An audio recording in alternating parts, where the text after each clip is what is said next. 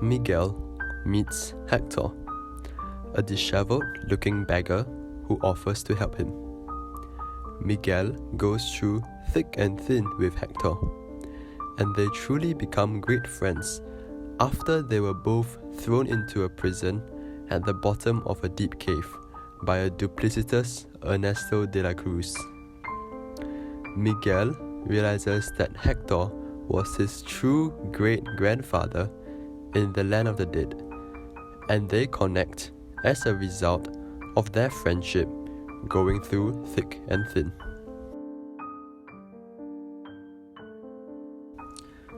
Children are always disappointed with the world because adults seem so deceptive with their lies. Ernesto de la Cruz was one such example. He was an idol shining brightly in the eyes of a young and aspiring Miguel. However, as Miguel got to know de la Cruz and see the truth of him, past all the lies and social appearances, he was disappointed by his deception.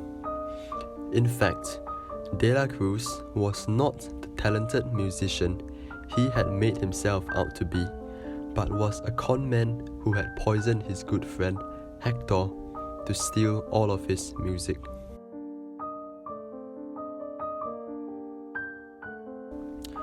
We all know that people view themselves as the most important people in the world. They like to make a name for themselves, create lasting impact, and forge a legacy. Thus, it really is chilling for people to realize that they may soon be forgotten by the rest of the world, as if they had never existed, and the world will move on as it has always done without them.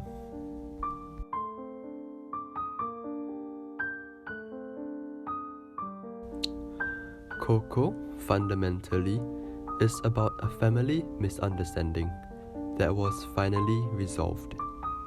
It wasn't true that Hector had abandoned his family for music. Hector had been homesick and wanted to see his wife Imelda and his daughter Coco. Before he departed for home, a jealous de la Cruz, posing as his friend, offered Hector a poisoned drink, and Hector died on the streets beside his guitar case, forgotten. Miguel's family finally realized the real story of their great-grandfather, and from then on, their house was full of music.